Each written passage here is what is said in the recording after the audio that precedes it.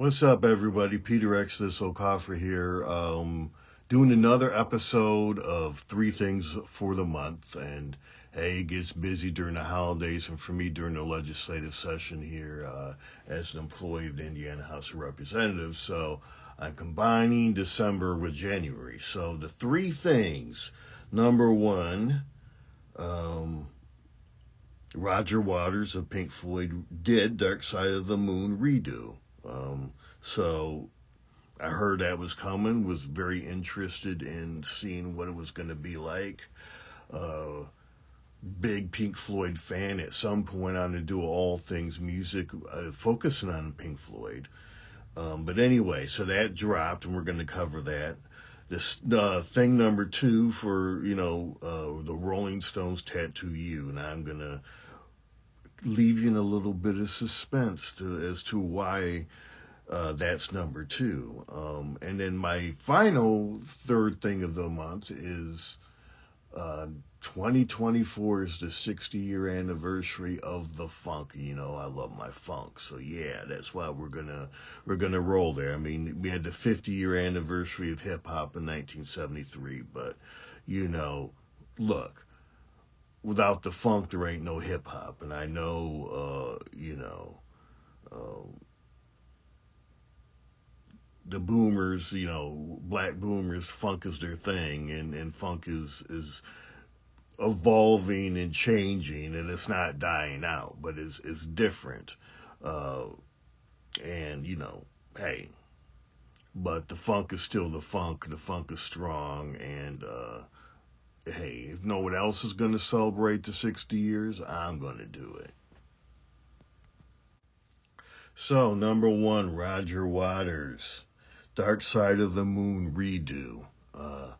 I'm going to focus on the music, and then when I do my All Things Music of Pink Floyd, I'll get into the branding and the whole knockdown, drag out feud between, Roger Waters, the bass player, and for many years um, the lyricist behind,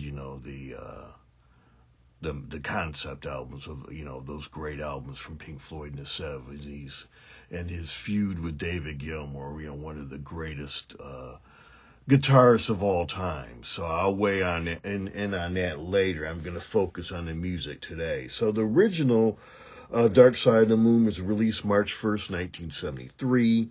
And this redo, Redux, was released on October 6th, 2023. Different things going on here. 73, what makes it a classic, I mean, it's the longest running album on the Billboard top 100 album charts in history. I mean, I think it was on the top 100 charts for like 7 or 8 years, maybe even longer. I mean, it was a ridiculously long run because the album, is that good and that monumental. I look at Dark Side of the Moon is it's kind of the quintessential um, 70s album. The 70s, I was a kid in the 70s, but when you look at the whole 70s, I mean, we're kind of you know March 2020 on, we're kind of in, we go back, from crisis mode because the world's crazy right now to calm down for a while, but really, really weird stuff is still going on. And the 70s was just kind of a really weird decade. I mean, as calm compared to the 60s, but a lot of the stuff in the 60s, they're still going around in the background, and it's not like, it's more like little brush fires and not, forest fires, in the 70s. But the 70s was a really strange, weird decade. And in many ways, I think, Pink Floyd captures the weirdness of the 70s in their music. And in some ways, P-Funk to me is emblematic of the African American community and their weird and the weirdness, and how they experienced the weird 70s. So I think it's fitting that we're touching on both of them in this episode. Um, And I also, when I think of the original Dark Side of the Moon is kind of a snapshot in time, a slice in time. It's one of those, you know, there's not a lot. I mean, I think Sly Stones, there's a riot going on in the 70s is kind of a snapshot in time because it's kind of, America transitioning from the traumatic 60s to the weird 70s, and a riot going on is, I mean, it's a very strange, beautiful, strange, journey on that album. And Sly Stone is um pretty stoned most of the album. It's pretty evident he's high as what through that album, but I mean it's still a brilliant album. Um, and then I think Prince, Sign of the Times, 1988, the late 80s, that's the end of it, it marks the end of the dominance in the black community of R&B and B and the rise of hip hop. And also kind of marks the, you know, um, you know, lots of stuff going on in the late 80s. I mean, you got, to me, the last great classic rock band. Guns N' Roses drops that year, but grunge is coming and hip hop is coming. And, hey, a lot going on here, but it's, the late 80s were a very interesting time, and Prince seems to capture that, the essence of that time very well on Sign of the Times. So the original Dark Side of the Moon, the 70s was a pretty bad decade economically um, for the UK and Britain. They were, in a the whole decade is pretty bad. I mean, we're having inflation issues now here in the U.S. and worldwide, but the U.S. Because of the oil embargo and the politics of the Middle East, which ironically is going on again, had inflation issues as well. But it was really bad, and unemployment was pretty bad, particularly for youth in the UK in the 70s. So there was this malaise that just hung over the entire decade because of the economics and a lot of youth unemployment in Britain. And it gave, I mean, out of this came punk music, and one of the uh, I think one of the T-shirts that the Sex Pistols wore, and it was I hate Pink Floyd. I guess Pink Floyd, even though Roger Waters and his lyrics is very critical of capitalism, but I think it's still you know Pink Floyd's about as far away from punk as you can get when it comes to rock. So anyway, but that's it captures the malaise, Dark Side of the Moon, and the just the weirdness and um, yeah. If you like weed, you can always pop on Dark Side of the Moon and get really stoned. It's one of those, it's a great album to get stoned to, and I've only tried weed a couple times in my life, but I know a lot of the stoners love this album. It's laid back and chill, and I I'm sure people drop acid to it as well. I have not, but I think it would be interesting. So Roger Waters does his new take on this. And I like it. Some people, don't like some of the his spoken word. His voice is really low, but it works, and he kind of flips it, and because Roger Waters is mid to late 70s maybe now. And it's kind of, he's looking back he's looking at where the world's at now. He's looking back, and it's kind of nobody's ever kind of done that as a rock star.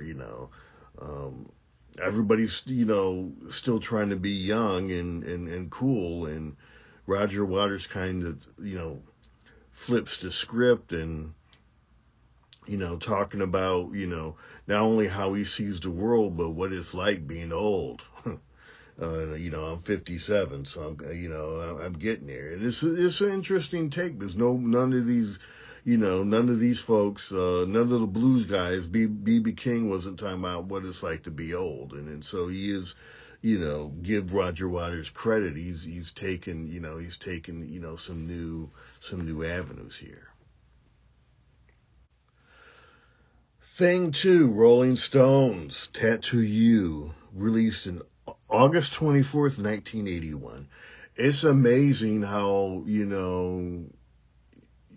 music you like, and, it takes forever for you to,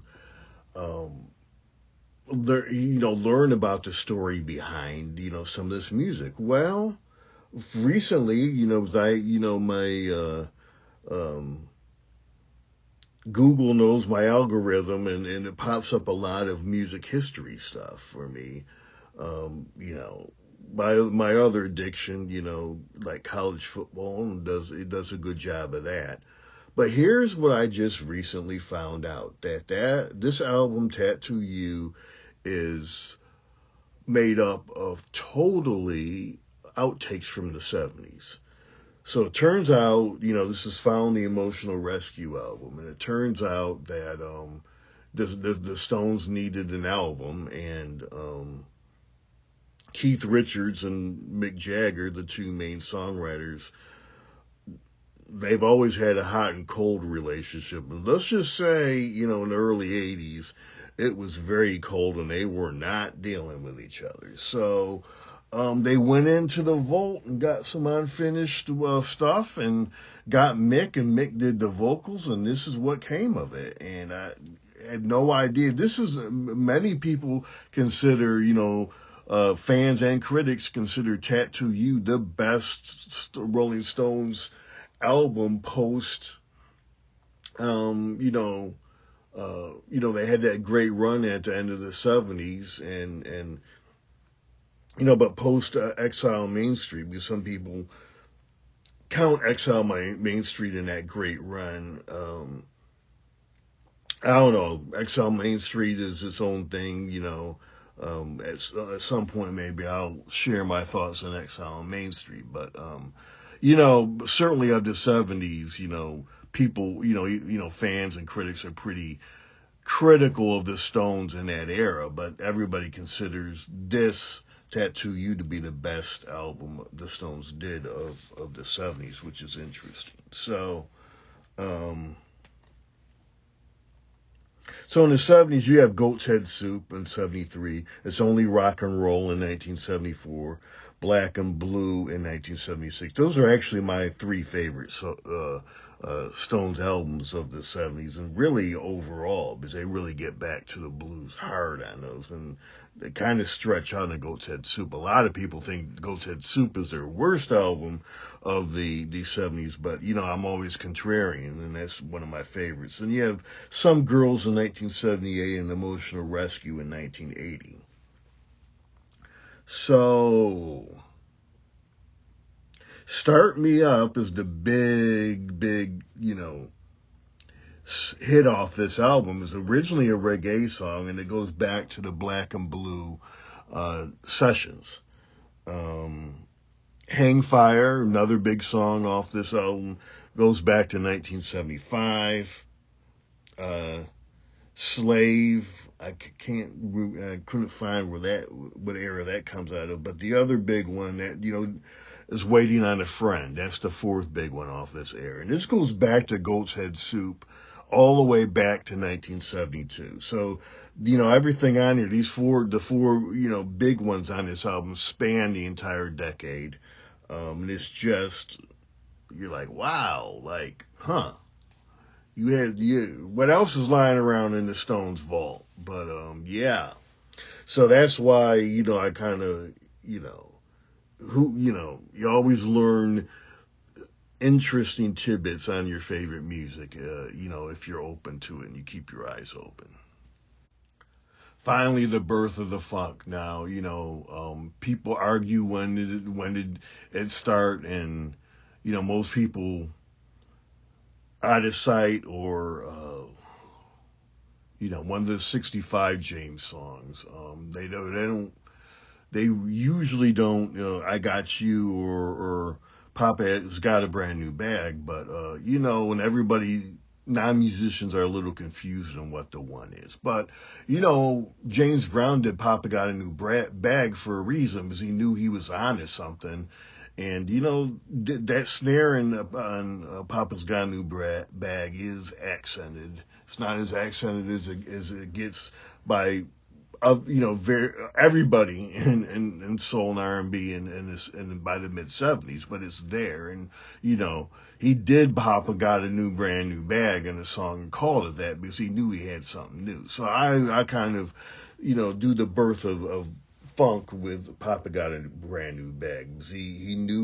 James knew he was on to something, and he really tweaked it and was in the lab, and he really knocks it out. I mean, he's out of the lab to me with Superbad in the early 70s, 71, 72 when that came out, in the studio with Bootsy Collins, later with P-Funk and solo stuff, and Bootsy's brother, Phelps Catfish Collins. That's where, that's where they were there for Sex Machine too. That's where, but it's really Superbad where, James is the mad funk scientist, and he has it all down. So yeah, I mean, my love of the funk. Now, in all fairness, you go back to Hit the Road Jack with Ray Charles in 61, and he has an instrumental, I think in 58, I can't remember the name right now, that's on the one and has the enhanced snare. And in fairness to Ray, it's more enhanced than Papa's Got a Brand New Bag. But, so James did not invent the one, but in 64, he starts tinkering and goes into the lab and between him and Sly, the two of them, they really, flush out what will become the funk. And then along this line, got to mention that my man, George Clinton from P-Funk got his Hollywood star a couple of weeks ago, so a little bit after the first of the year. Anthony Kiedis from the Red Hot Chili Peppers was there celebrating, and Lenny Kravitz. So, interesting thing, a lot of people don't know this, but I believe it's either the first Chili Pepper album or the second one. George produced them. He very early, so, one of those first, if not the first two or three, he actually produced the album. So, George has a very, very close relationship with the Red Hot Chili Peppers. In some ways, I mean, you can, there's a lot going on with the Chili Peppers in that DNA. I mean, there's punk, there's ska, but there's, and there's funk, but, they always had that crazy, out of control, but control vibe, out of control, but controlled at the same time that P-Funk has always had. And maybe that's what George injected into the band early that makes them so great. And, but yeah, so, got to end with the funk here. But thank you for coming through. I got 5 albums of my own on all the streaming services. All 5 of them are here on YouTube as well. My 5th one is still in the wind. I don't know what. It is on YouTube, but for some reason, YouTube, I tried to connect it to the actual channel here, and then it got lost again. So I don't know what's wrong with the YouTube algorithm there, but but find it. It's the 317 Volume 2. Also, I got I wrote fiction, and will eventually get back into that again as well. 2 science fiction fantasy novels and a novella on Amazon under the name Peter Okafor, Okeafor. But I appreciate you coming through, and I will see you next episode. Thanks again.